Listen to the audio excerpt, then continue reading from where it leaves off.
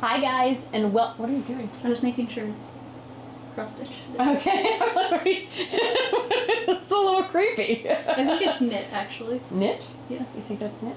I think it's knit. Okay. Let me see. Yeah, that's not cross-stitch, that's knit. Oh, okay. Sorry. No one can see where I'm looking. Hello and welcome back, guys. We are here for another week of vintage sandwiches and salads from the 1920s.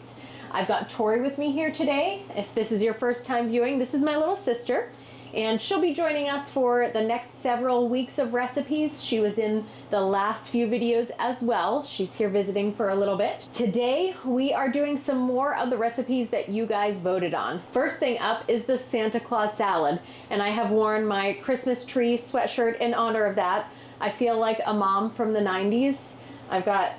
We have decided this is knit. We couldn't quite determine if it was cross-stitch. Now that Tori is a little closer up, she's much more of the handiwork kind of person between the craftier of the two of us. So she thinks this is knit, but I think it's adorable. It even has a little mock turtleneck on it.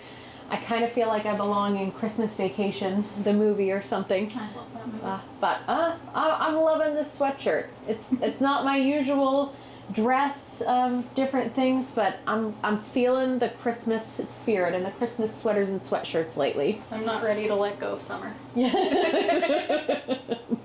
So let's jump into this salad first. After that, we'll do the other recipe that you guys voted on, and we'll be doing the Oddity Sandwich. For the Santa Claus salad, the first part of the recipe is to shred and soak in ice water 3 cups of cabbage. And as I've mentioned before, I don't always finish off all of this food. And actually, while we're filming today, it's 2 days before Thanksgiving, and I need room in my fridge for a lot more food because I am the one hosting. So we cut this recipe in half. That way maybe we eat it over the next couple days and we don't have any leftovers in the fridge for Thanksgiving. So we have 1.5 cups of shredded, soaked, and drained cabbage here. Next, we will chop up our celery and make our pepper rings. We have our nice red and green peppers here, matching my sweatshirt, matching the season. Tori, can you chop the celery while I cut the rings of these peppers? Sure can. Okay. What does it say in the recipe? It says, drain cabbage and mix with the celery and dressing. What does the celery say in the instructions? Oh, diced. Ooh, it does say. Okay, well, would I be wrong for assuming it's just not gonna say it? Yes, because it does say it. So if you read it, you would be wrong. Okay, but normally it doesn't say You're right. anything. It doesn't always give all the instructions.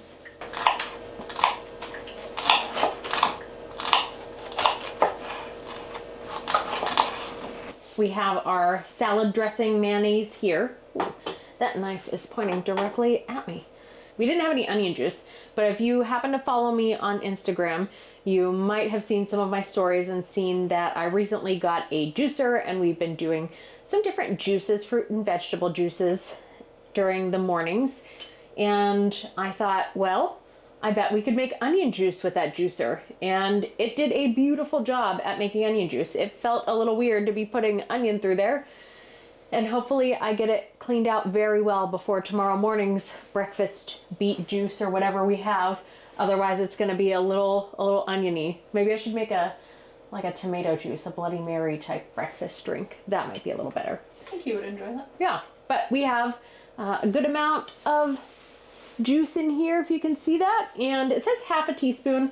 I'm just gonna splash it in here and see, because it also, you know, as these recipes do, if you remember the last recipe was a disaster in instructions, it doesn't instruct us on how much to use. So we have, here I'll show you.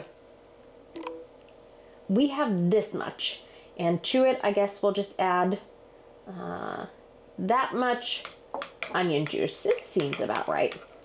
Now the one really, whoopsie daisy. The one really nice thing about juicing the onion is that I was able to cut it only in a few pieces to get it juiced, and the oil, the onion oil, stayed within the juicer. So I really didn't have to worry about it making me cry or anything. I was a little bit concerned that juicing it the oils would go up in the air everywhere and we'd be crying and the makeup we just did would be running and it would be a whole thing in here. But really it kind of stuck to itself and there was no real problem with that. So that was pretty great. We have that mixed up in here now. And next it suggests either cottage cheese or cream cheese and rolling them into balls. We talked about it and we thought, well, first, you can't really roll cottage cheese into a ball. That's not going to work out. And then Tori pointed out, well, I wonder if they drained it. Like maybe they put it through cheesecloth and it's just the curd that they used. And we could do that, but I just think that cream cheese will be a little bit better, a little bit easier, a little bit less messy and disastrous. And although some of the disastrous things, the problems that happen in the kitchen are the most entertaining and they do make for the best stories, I think we're gonna stick with the cream cheese for this one.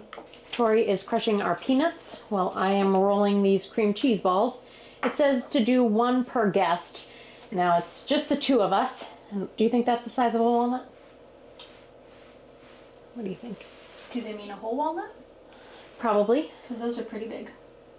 A whole walnut is pretty big, or this is pretty big? No, a big walnut is big. A big walnut is big. Yes. All right, how about this?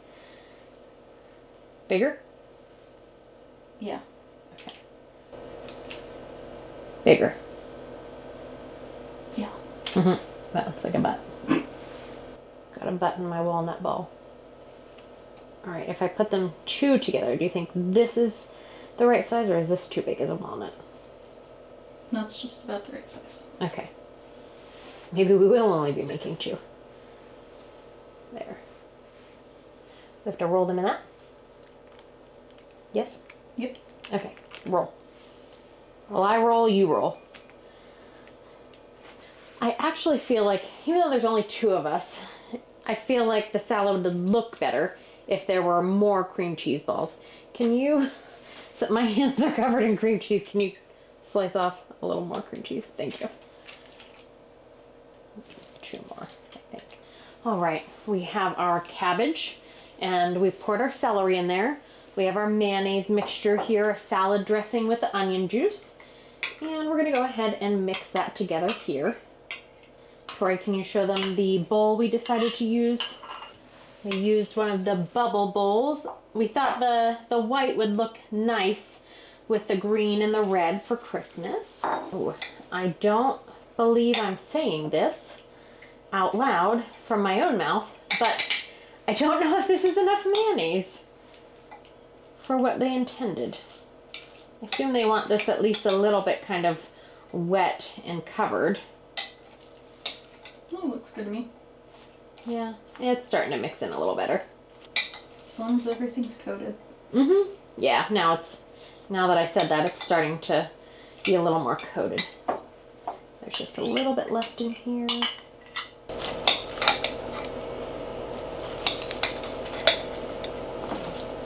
Now, it mentions in this recipe salt and cayenne, but there's nowhere to put the salt and the cayenne. So I don't know, should we mix it in with the cabbage, or like the cayenne, should it be on, like, sprinkled on top? Like the red looks kind of pretty, like paprika. Or what do you think? What do you guys, what do you think? I mean, you can tell us, but by the time we see your comments, it will be weeks past the time we've already done it. But what do you think? I would say bit of salt, bit of cayenne in the dressing, and then sprinkle cayenne on top. Okay. So I'll do a little. We have our jadeite salt shaker. It kind of looks all Christmassy. Sprinkle a little in here. All right, we have this much cayenne. I don't know how much that is. Some. That's enough. That'll give it a little zing.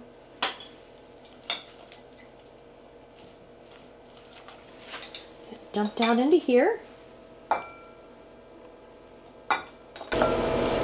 These little pieces of celery, as I'm looking at them, they look like and remind me of those tiny little shrimps that we did with the shrimp salad or shrimp sandwich that we had before. They're just these little tiny curled up pieces. They look like a little baby shrimp. Now we'll sprinkle a little bit on top and then alternate the red and green peppers. Yes? Mm-hmm. Okay. Seeing the cayenne sprinkled on top kind of makes me want a deviled egg. It's reminding me of paprika sprinkled on a deviled egg.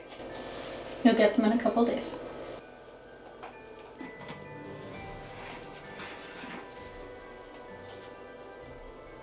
Do you think this is, should it be tighter, looser?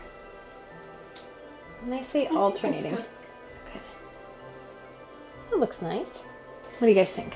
Is it what? Because it said it wants the balls in there, so should we do it like this instead? Maybe? Okay. That's a good idea. And then it says make a divot, like a hole. Mm-hmm. All right.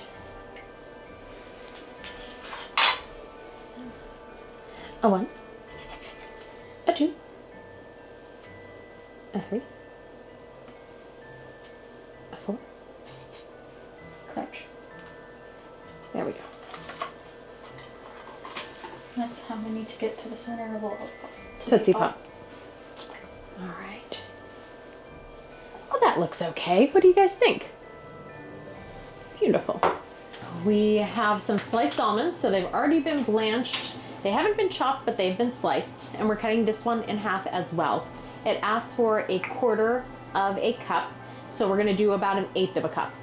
My smallest cup goes down to 1/4, and although I have tablespoons, I could do just 2 tablespoons there. I just decided this is close enough. This isn't baking. We don't have to get it to an exact science, so I just used half of my 4th cup to make 1/8 of a cup. And then I'm just gonna chop these down a little bit smaller because it does want us to make this, it says make into a paste. And I think having them kind of this size sliced like this is just a little bit too big or too much for what they intended. So let's chop these up a little bit. I'm not using the right knife for this though. The other knife is dirty, so this is the one we're using. And it doesn't tell us how much cream cheese, as per usual. So we're gonna get this mixed up in here. And if we need to add some more cream cheese, we'll go ahead and add it. We have the stuff I'm using now is just regular Philadelphia cream cheese, but we do have, if you watch the grocery haul that we did from Sharp Shopper, one of the biggest grocery store or most discounted grocery stores in the United States. I have one, just happened to have one near me. We did a grocery haul while Tori was here for that, and we bought some buffalo milk, A2 water buffalo milk, and they had cream cheese.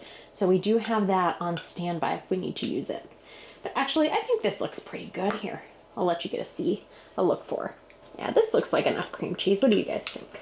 Now for the part I don't like, we have gherkins, our sweet pickles, and it calls for 6. Since we're cutting in half, we have 3. So I'm just gonna chop those up, and then we'll add them into our almond cream cheese paste, and then spread it on a sandwich. And it just says very thin slices of bread. It doesn't specify if it wants white bread, if it wants wheat bread, if it wants brown bread. So I think we'll be using, I think I have a whole wheat gluten-free bread, and I have I think, Tori, the one I have for you is it white or whole wheat? It's over there somewhere. I think it's like somewhere between.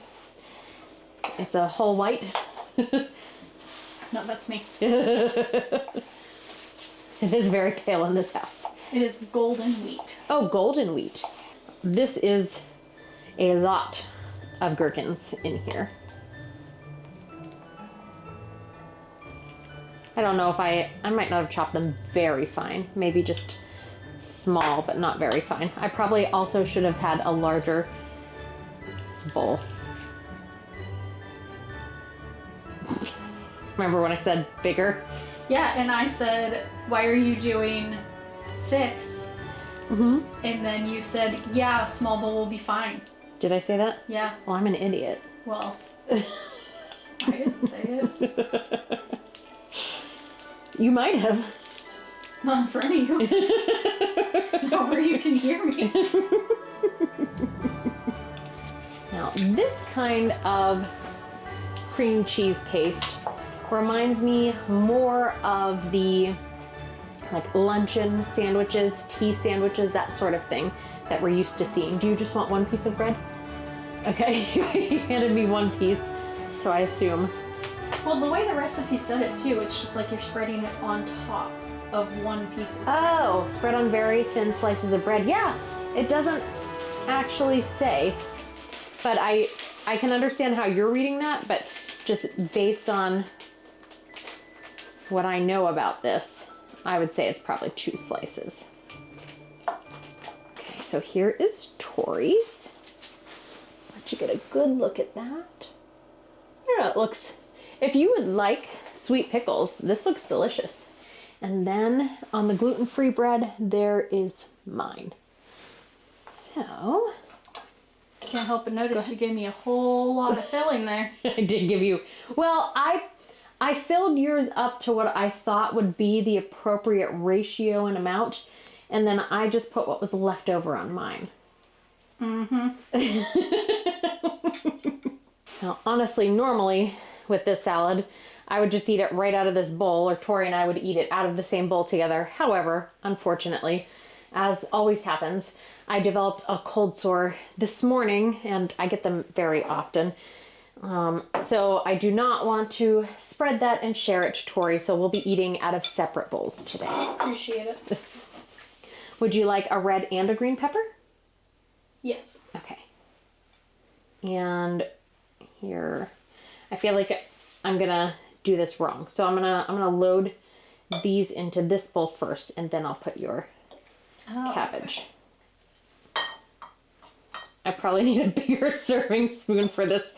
Or like a spoon? Here. Yes, a spoon would have been good. Getting this out of here takes an awkwardly long amount of time when you're standing there waiting for me. It's not so awkward when I'm here by myself doing this. Let's do the sandwich first. That way, because neither of us really like sweet pickles, if we don't like it, we can finish off with the salad. Plus, if this happens to be dry, often the sandwiches for me are dry, maybe just because of the bread, but we'll finish on this salad that's a little less dry. You also did give me like 3 times the amount of filling you have for half the amount of bread you have. That's true. It smells like golden wheat bread. Mm-hmm. Yeah, all I smell is the bread. I can't smell the pickles or the cream cheese. I know I got it on my nose too. We both did. All right, cheers. So it's not as repulsive as I thought it was going to be. Mm-hmm. And it's not to the point where I'm just going to say this is for the ducks. Okay. I'll still finish it, but I request you never make this again. Okay. I actually don't mind it. I thought I was going to dislike this a lot more. I think the bread that I have has multiple like seeds and different things in it, along with the crunch of these almonds and the nuts, like the flavor of the almonds, kind of cuts that sweetness of the pickle out a little bit. Yeah, I think the almonds definitely helped. Yeah, I think this is actually well balanced for having one of my top least favorite ingredients in this. I don't mind this at all. I actually think I will finish this sandwich for dinner. And where if it weren't as balanced and the sweet pickle was coming a little more forward, the ducks would definitely be getting this tomorrow for their lunch, breakfast, supper, whatever. I also, once again, have a lot more filling than you. You do also have a lot more filling than me, yes. And a lot more bread. I have a lot more bread. I was going to say, no? Yes. You have twice the amount of bread that I do, in fact. Yeah. So those of you who enjoy sweet pickles or things like this, if you end up trying this, no, because I'm talking, they can't hear your chewing noises. In my mouth, I was like, nope, we're not doing that.